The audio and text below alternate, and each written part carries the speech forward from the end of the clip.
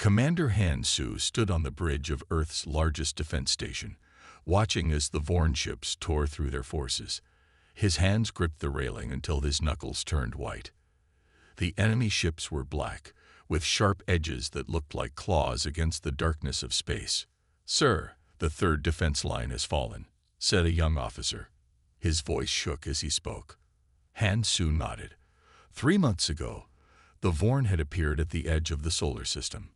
No one knew where they came from, but their goal was clear: to take Earth. On the main screen, Han Su watched as 5 human ships exploded in bright flashes of light. Each flash meant more dead soldiers, more families without fathers, mothers, sons, and daughters. "Call the Galactic Alliance again," Han Su ordered. "Tell them we need those reinforcements now." The Galactic Alliance had welcomed humans into their group 10 years ago. They were a union of 7 alien species who claimed to stand together against threats. But for 3 months, they had given only small ships and weak weapons to help Earth. "Sir, the Alliance says they cannot send more help now. They say the Vorn are too strong," the communications officer reported. Han Su slammed his fist on the console. "Too strong? Then what good is this alliance?" He turned to look at the map of Earth. Red dots showed where the Vorn had already landed. Their forces were moving fast across Asia now. Seoul, his home, was in their path. His wife Min and their daughter Sun were still there. They had tried to leave, but the spaceports were full. Now it was too late. Han Su had told them to hide in the old bunker under their apartment building. He had promised he would come for them. A promise he now knew he could not keep. "Commander, we've lost contact with Seoul," someone said. The world seemed to stop. Han Su felt cold all over. On the screen, the area around Seoul turned red as the Vorn took control. "Sir, the President is calling all remaining commanders to the emergency base on Mars," his second-in-command said. "We must leave now. This station will fall within hours." Han Su could not move. All he could think about was Min and Sun. Were they still alive? Were they hiding? Were they scared? "Sir, please, we need to go," the officer insisted, pulling at his arm. The journey to Mars was silent. Han Su sat alone, looking at a picture of his family on his small device. Their smiling faces made the pain in his chest worse. On Mars, the remaining human leaders gathered in a cold underground room. They looked defeated, tired, scared. "In 3 months, we have lost 60% of our forces," the defense minister reported.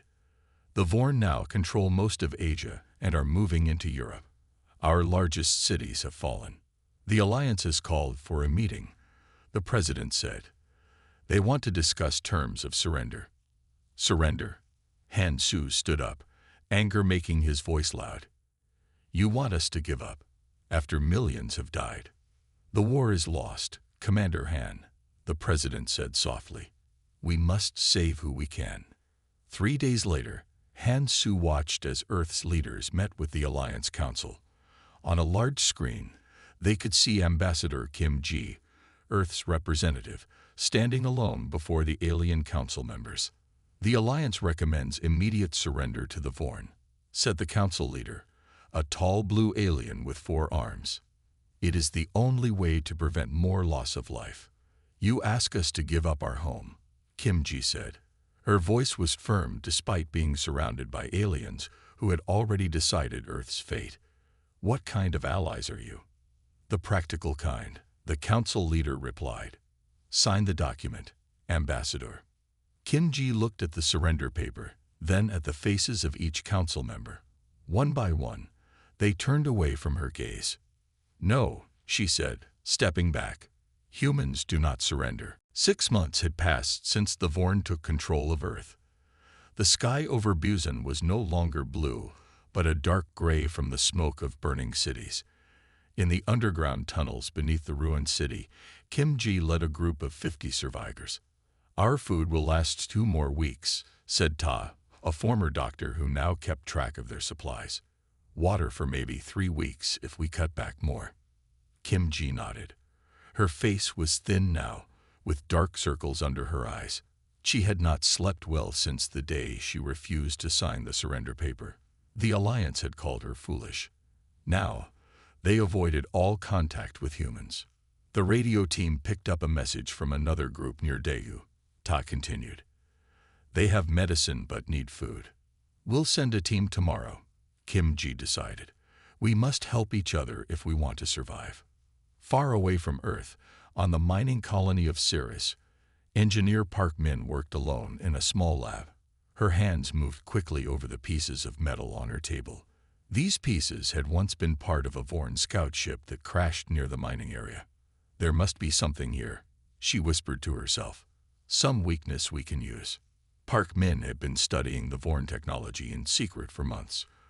The mining colony was still free because it was small and hidden in the asteroid belt. But she knew it was only a matter of time before the Vorn found them too. As she examined a strange metal device, something caught her eye. The power source had an unusual design. She ran tests on it, and her eyes grew wide with excitement. This can't be right, she said, checking her results again. But the numbers didn't lie. The Vorn ships had a major flaw in their power system. If hit in the right spot with the right kind of weapon, they would shut down completely. Park Min rushed to her small room and packed a bag. She needed to get this information to what was left of Earth's military. But how? The Vorn watched all travel between planets. She needed a ship and someone who knew how to avoid Vorn patrols. She needed a smuggler. Li Du was not happy to see Park Min at his door. He had worked hard to stay invisible since the invasion. No, he said before she could even speak.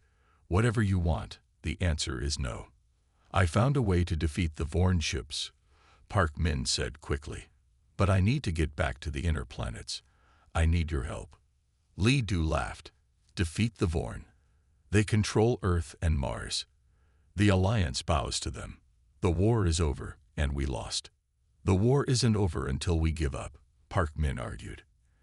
And I'm not giving up. Are you? Li Du looked at her for a long moment. He thought about his family on Earth, whom he had not heard from since the invasion. Were they even alive? My ship doesn't have weapons, he said finally. If we run into trouble, we run. I won't try to fight. Fair enough, Park Min agreed.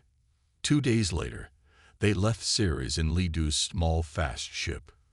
For the first day, they saw nothing but empty space. On the second day, their luck ran out. Vorn patrol ship, Li Du said, pointing at the radar. They've spotted us. Can we outrun them? Park Min asked, fear making her voice shake. Maybe. Hold on. Li Du turned the ship toward a nearby asteroid field. The Vorn ship followed, firing warning shots that flashed past their windows. They're not trying to kill us yet, Li Du explained as he dodged between large rocks. They want to capture us first. Suddenly, another ship appeared on their radar. It was not Vorn, but an Alliance merchant vessel. Maybe they'll help us, Park Min said hopefully. But the Alliance ship turned away, ignoring them. The Vorn patrol ship stopped chasing Li Du's small vessel and moved toward the Alliance ship instead. Hidden behind a large asteroid, Park Min and Li Du watched in horror as the Vorn fired on the Alliance ship without warning. The merchant vessel exploded in seconds. Why did they do that? Park Min whispered. The Alliance surrendered to them. Because the Vorn don't want allies, Li Du said grimly. They want slaves. And when slaves aren't useful anymore. They watched in silence as the Vorn ship moved away from the floating wreckage. We need to get this information to Earth, Park Min said, her voice now firm with new determination. Whatever it takes. Li Du nodded. The war wasn't over. It was just beginning. Kim Ji's hands shook with excitement as she held the small communication device. After weeks of trying, they had finally made contact with other human resistance groups. This is General Choi Sung of the Mars Southern Base, said a deep voice through the static. We have 1,500 soldiers and civilians here. Who am I speaking with? Ambassador Kim Ji, leading the Busan Underground, she replied. We have 50 people here, and we're in contact with other small groups across Korea and Japan. The connection was made possible by special devices that used quantum technology. The Vorn could not detect these signals, which made them perfect for the resistance. We've been gathering information about Vorn movements, General Choi said, but we don't have enough weapons or ships to fight back yet. That might change soon, Kim Ji said. We have visitors coming with important information. If they make it here alive. Lee Du's ship had barely escaped 3 Vorn patrols on their journey from Ceres. Now they were approaching Earth, moving slowly to avoid detection. There's the signal from the Busan underground, Park Min said, pointing to a small blinking light on their screen. They're expecting us. Let's hope they have food, Lee Du said. I'm tired of these dry space rations. Their landing was quick and quiet. Kim Ji herself met them at the hidden entrance to the underground base. Ambassador Kim, Park Min said with respect. I have critical information about the Vorn ships. Inside the base, Park Min showed her findings to Kim Ji and the other resistance leaders. She explained how the Vorn power systems had a design flaw. If we hit this exact spot with an electromagnetic pulse, she pointed to a diagram, their ships will shut down completely. This could change everything, Kim Ji said. Her tired eyes now showed a spark of hope. They used the quantum communication device to share this information with General Choi on Mars. The general was equally excited but cautious. We need the right weapons to create these electromagnetic pulses, he explained. And we don't have them.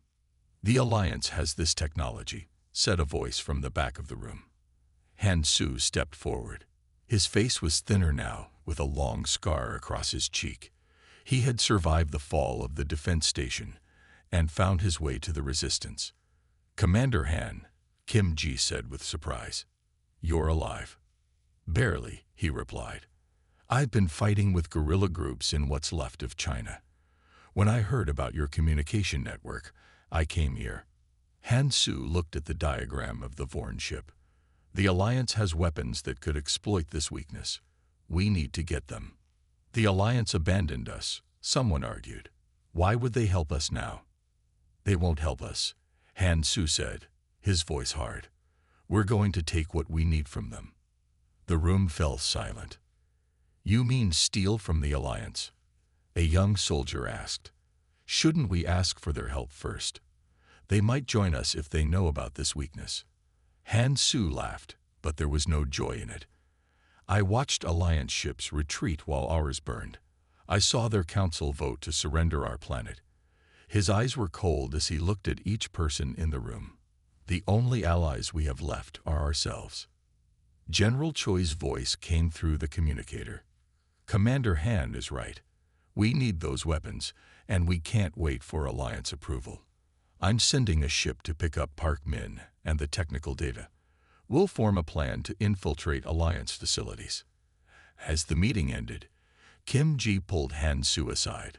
What happened to you after the defense station fell? She asked quietly. Han Su touched the scar on his face. I made it back to Seoul, he said. I found my home destroyed. No sign of Min or Sun. His voice nearly broke, but he steadied it. I buried what I could find of our neighbors. Then I started killing Vorn. One by one, any way I could. Kim Ji put her hand on his arm. We will take back our home, she promised. Far away on the main Vorn ship, Commander Kep reviewed reports from Earth. The humans still resist, he told his officers. Small attacks. Sabotage. They refuse to accept defeat. They are not like the other species we conquered, said his second-in-command. The others submitted within weeks. Ket looked at images of destroyed Vorn patrols. These humans are becoming a problem, he said. And I do not like problems. The Alliance research station on Europa was quiet. Most of the alien scientists were asleep. Only a few guards walked the halls. Han Su and his team of 6 moved like shadows. They wore stolen Vorn uniforms, which helped them get past the outer security. Now they were deep inside the station. The weapons lab should be 2 levels down, whispered June, a former security expert who had studied the station's maps. "Remember," Han Su said to his team, "we take what we need and any Alliance scientists who can help us use it. No unnecessary killing, but don't hesitate if there's no choice." They reached the lab without being spotted. Han Su used a device Park Min had made to bypass the door's security system. The door slid open. Inside, 3 scientists worked late. They looked up in shock as the humans entered. "Don't move," Han Su ordered, pointing his weapon at them. "Hands where we can see them." 2 of the scientists were aliens, one with blue skin and 4 arms, another with scales and yellow eyes. But the third was human. "You're from Earth," the human scientist said. His eyes were wide with surprise. "How did you get here?" Han Su stared at him. "What's your name?" "Baek Jun," the scientist replied. "I worked at Seoul University before the invasion. The Alliance evacuated some of us to help with their research." Han Su's face hardened. "So you ran away while others stayed to fight?" "We had no weapons to fight with," Baek Jun argued. "I thought I could help better by working on technology here." "Start helping now," Han Su said coldly. "We need electromagnetic pulse weapons that can target Vorn ship power systems. Show us where they are." Baek Jun looked uncertain. "Those are Alliance property. I can't just." Han Su stepped closer, his weapon pointed at Baek Jun's chest. "The Alliance left Earth to die. They don't deserve your loyalty." After a tense moment, Baek Jun nodded. "The weapons are in the secure storage room. I can open it." While Han's team gathered the weapons, an alarm suddenly blared. Someone had discovered them. "We need to move now," Han Su ordered. "Take the scientists. They're coming with us." On Mars, Park Min worked day and night with the weapons Han Su's team had stolen. General Choi had given her a lab and a team of engineers.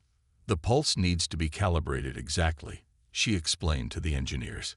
"Too weak, and it won't affect the Vorn ships. Too strong, and it will burn out our own systems." The Alliance scientists, now prisoners, watched with mixed feelings. Baek Jun especially struggled with his situation. "You know the Alliance will consider this an act of war," he told Park Min. "Stealing their technology, taking their people prisoner." "We're already at war," Park Min replied without looking up from her work. "And we're losing. This may be our only chance to change that." Before they could finish their work, a soldier burst into the lab. "General Choi needs everyone in the command center now," he said urgently. "A Vorn scout ship found one of our supply runs. They might be able to track it back here." In the command center, General Choi looked at the radar showing the Vorn scout following the human transport ship. "If that ship leads them here, we lose everything," he said. "And we're not ready yet." "How close are the weapons to being operational?" Han Su asked Park Min. "We need at least 2 more days," she answered. "We don't have 2 days," General Choi said grimly. "We need to move our timeline up. Now."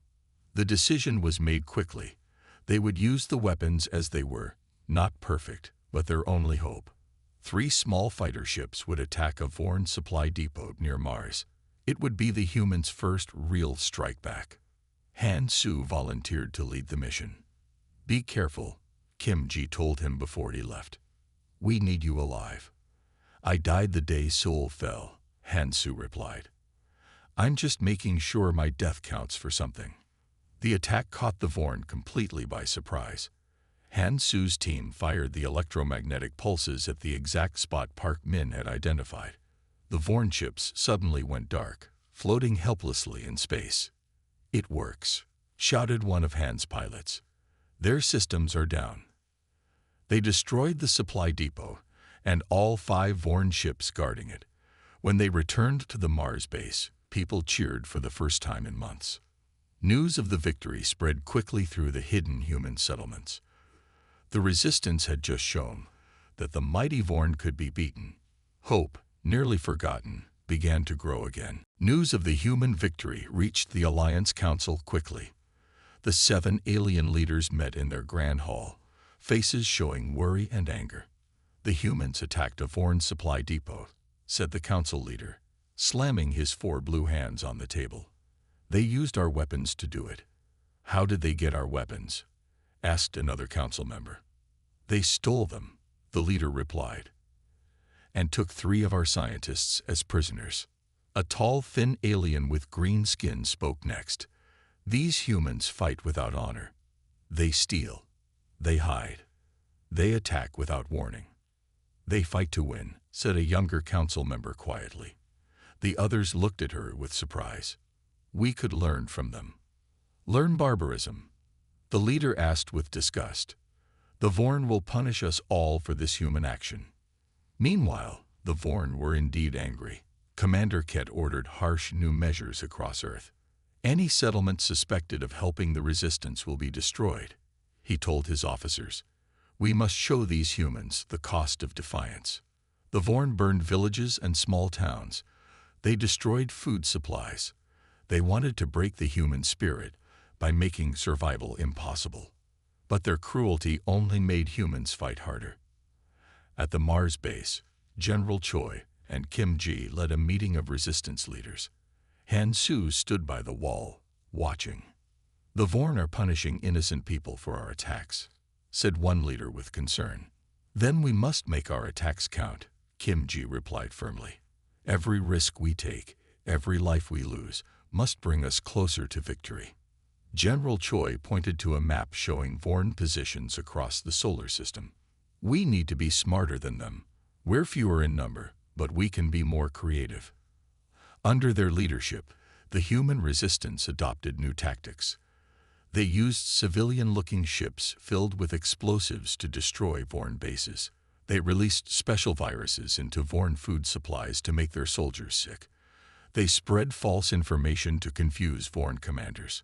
The Vorn, used to fighting traditional battles, struggled to respond to these methods. One day, 3 Alliance ships appeared near the Mars base. They carried representatives sent to speak with the human leaders. The Alliance Council wishes to offer you sanctuary, said the lead representative, a tall blue alien.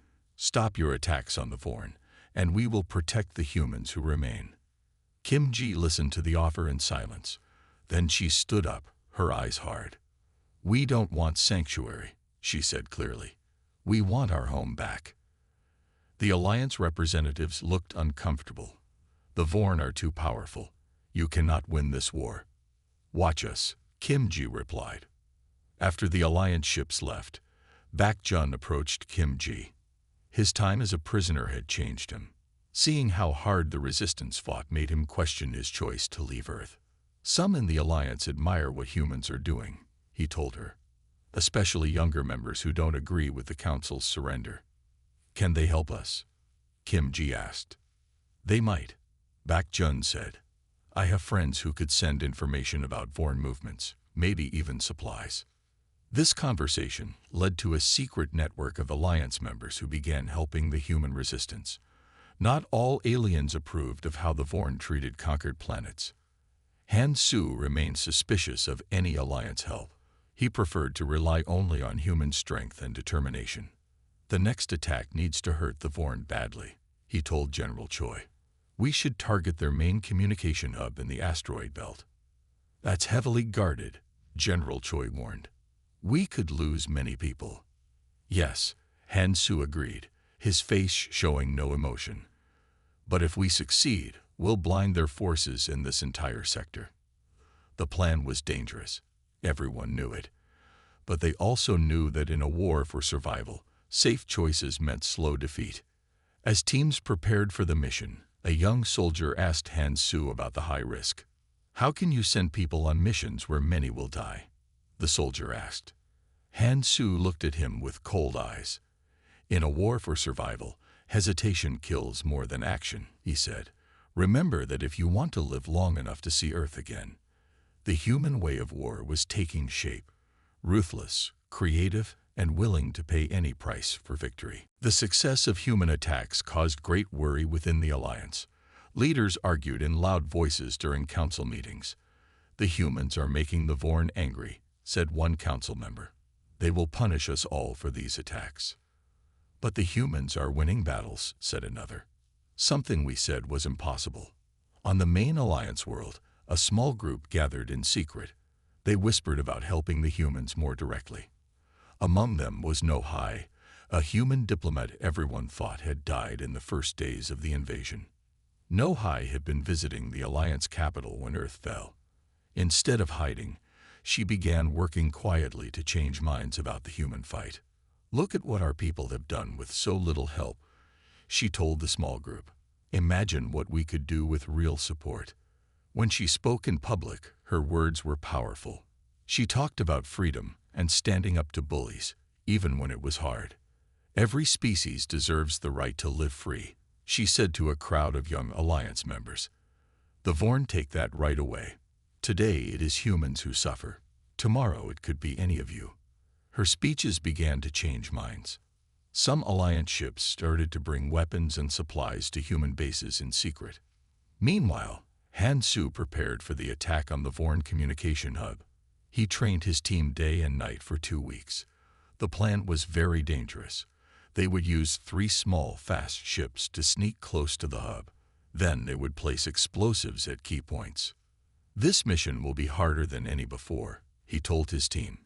Some of us will not come back, but this target is worth the cost. The night before the mission, Kim Ji found Han Su alone in the training room. Are you sure about this plan? She asked. We can't afford to lose you. Han Su continued checking his weapons without looking up. Everyone is replaceable in war, he said. Not you, Kim Ji insisted. Your knowledge and experience can be passed of others. Han Su cut her off. He finally looked at her. I've written down all I know about Vorn tactics. If I don't return, give it to someone who will use it well. The attack began at what would have been dawn on Earth. Han Su's 3 ships approached the hub from different directions. They moved between larger asteroids to hide from Vorn sensors. Ship 1 in position, Han Su reported quietly. Ship 2 in position, came another voice. Ship 3 in position, said the third captain. Begin on my mark, Han Su ordered.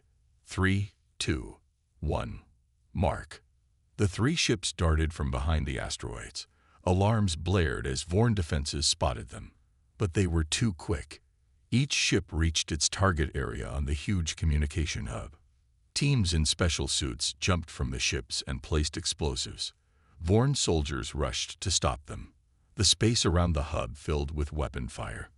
Han Su finished setting his explosives and turned to head back to his ship. A blast hit nearby, sending him spinning into space. One of his team grabbed him and pulled him back. Explosives set, he called to the other teams. Fall back now. As they returned to their ships, 2 human soldiers were hit. Han Su saw them floating, not moving. There was no time to save them. 10 seconds to detonation, he called. All ships withdraw. The explosions tore through the hub in bright flashes. Huge pieces of metal flew in all directions. The hub broke apart, its signal going dead across the solar system. Only 2 of the 3 human ships made it back to Mars. Han Su's ship was damaged badly, but it landed safely. 17 humans had died in the attack. As the survivors stepped out of their ships, General Choi met them. The mission was a success, he said. Vorn communications are down across the entire sector. Someone asked about the high cost in lives. Han Su, his face bloody from a cut, looked at the young soldier who asked. The intelligence we captured shows the Vorn have internal divisions, Han Su said. Their leaders disagree about how to fight us. Now, without their main communication hub, those divisions will grow. He looked at the waiting body bags for the dead. Those 17 saved thousands. That night, Kim Ji found Han Su in the medical bay. A doctor was treating his wounds. You were right, she said. This was worth the cost. Han Su nodded. For the first time in months, his eyes showed something besides coldness. They showed a tiny spark of hope. General Choi stood before a large map of the solar system. Red dots showed Vorn positions. Blue dots showed human bases. There were far more red than blue. The time has come to take back what is ours, He told the room full of resistance leaders. We start with the moon. Earth's moon had been one of the first places the Vorn captured. Its position made it perfect for watching Earth and launching attacks. Taking the moon would give us a base to strike at Earth, Kim Ji added. But the Vorn defenses there are strong. We can't do it alone, Bak Jun said. He had fully joined the resistance now. We need Alliance help. Han Su frowned. He still didn't trust the Alliance, but even he had to admit they needed more ships and weapons than humans had alone. The Alliance faction that supports us is grown, Kim Ji said. No Hai has convinced many that helping humans is the right choice. After much debate, they decided to form an official alliance with the rebel Alliance faction. It was a risk.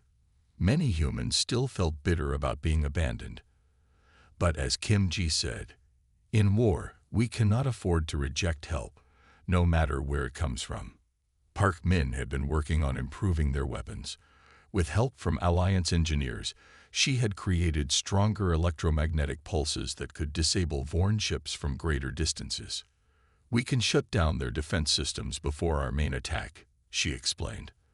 But we need to hit multiple targets at once, or they'll adapt quickly. The plan they'd formed was the biggest operation since the war began. They would attack Vorn positions across the solar system at the same time. These attacks would force the Vorn to split their forces. Then, the main fleet would strike at the moon. Li Du, who had become a respected ship captain, would lead a group of converted mining ships. These heavy ships could break through the moon's defenses. As the day of the attack approached, tension filled the human bases. Everyone knew this was their big chance. If they failed, the Vorn would crush them completely. The night before the attack, Han Su couldn't sleep. He walked through the quiet halls of the Mars base and found Li Du checking his ship one last time. Do you think we can win? Li Du asked when he saw Han Su. We have to, Han Su replied simply. The attack began at exactly the same time across the solar system. Human and Alliance ships hit Vorn positions on Mars, Venus, and in the asteroid belt. Park Min led a team that successfully disabled the Vorn's faster-than-light communication. This meant Vorn ships in different places couldn't call each other for help.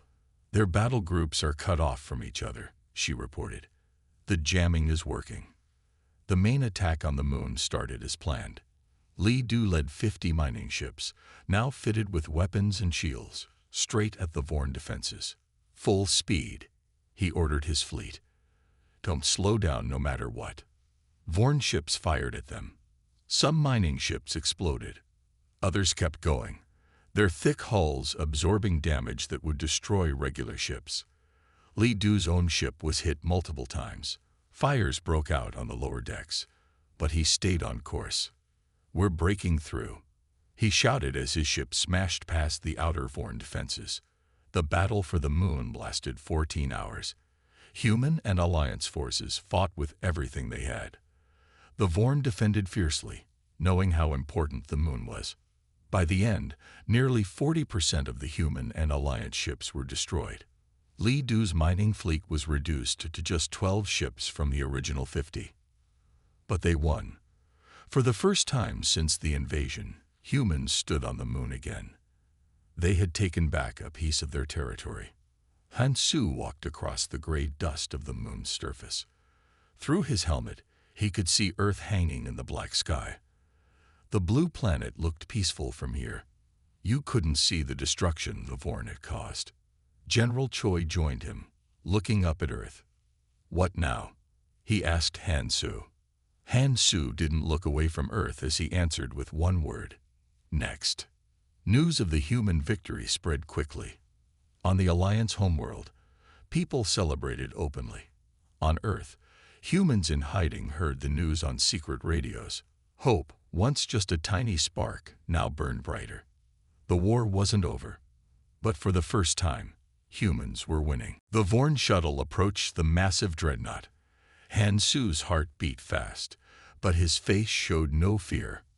Remember, he told his team, move like them, speak little, and keep your heads down. We only need 10 minutes once we're inside. A voice from the dreadnought came through the radio. It spoke in the harsh Vorn language, asking for their identification. Jin, the team's language expert, answered in perfect Vorn speech. He explained they were bringing special parts for the planet killer weapon. After a tense moment, the dreadnought allowed them to land in a small bay. Vorn soldiers met them, but didn't look closely at their faces inside the helmets. "Follow me," one Vorn soldier ordered. "The parts will be checked before going to the weapons section." This was good luck. The Vorn was leading them deeper into the ship, closer to where they needed to go. As they walked through the huge ship, they saw hundreds of Vorn preparing for the attack on Earth. The planet killer weapon was almost ready. "The command center should be 3 levels up," said Minho, who had memorized the ship plans. "We need to hurry." They used access tubes to avoid main hallways. When they had to fight, they did it quietly. But soon alarms began to sound. Someone had found the unconscious foreign soldiers. "We're out of time," Hansu said. "Create the diversion now." 2 team members split off, running toward the engine section with small bombs. The explosions would draw Vorn soldiers away from the command center. Hansu, Jin, and Minho continued upward. They could hear the explosions below, followed by the sound of many running feet. When they reached the command level, they faced a group of 10 Vorn guards. There was no way to avoid a fight. "For Earth," Hansu said, and they attacked. The battle was fierce. Jin fell with a wound to his leg. Minho killed 3 Vorn, but was hit badly in the chest. Hansu fought on, driven by thoughts of his lost family and the future of humanity. A blast hit Hansu in the side. Pain shot through him, but he kept moving. The command center door was just ahead. With his last strength, Minho threw an explosive at the door. The blast tore it open. Hansu stumbled inside, bleeding but determined. The Vorn Supreme Commander stood in the center of the room. He was taller than other Vorn, with dark red skin and eyes that showed both anger and surprise. "How dare you?" Sarl roared, reaching for his weapon. Hansu was faster. He fired twice, hitting the Supreme Commander in the arm. Other Vorn officers moved to attack, but Hansu had reached the central command node. He took out the small device that held the virus created by Park Min and back. June, his hands shook from pain and blood loss as he connected it to the Vorn system. "Stop him," Sarl shouted, but it was too late. The virus flowed into the Vorn systems like poison in blood. Screens flickered. Alarms changed tone. The lights dimmed and came back. "What have you done?" Sarl demanded, holding his wounded arm. Hansu smiled through his pain. "Ended you," he said simply. Throughout the dreadnought, systems failed. Weapons went offline. Communications died. The ship became blind and helpless. From the moon base, General Choi saw the dreadnought's lights flicker. "It's time," he ordered. "All ships attack." The human and Alliance fleet launched from behind the moon. At the same time, No Hai led the main Alliance forces in from the outer system. The Vorn fleet, cut off from the Supreme Commander's orders, couldn't coordinate their defense. In the dreadnought's command center, Hansu slid down against a wall, leaving a trail of blood. His vision was getting dark around the edges. He knew he wouldn't leave this ship alive. Sarl stood over him, rage on his alien face. "Why do you humans refuse to accept defeat?